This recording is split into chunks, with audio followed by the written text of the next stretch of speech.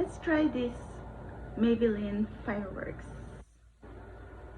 before the mascara, and let's see.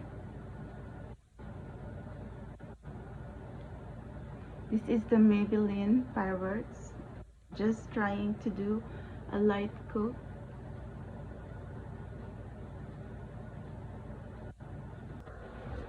Check this out.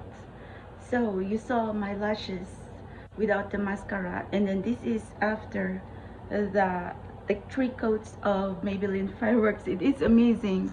Look, oh my gosh, it is so amazing. We are going to see how it's going to hold up through the afternoon under the heat or summer weather here in NYC. But oh my god, it is amazing. Oh my goodness. Wow. Maybelline fireworks mascara.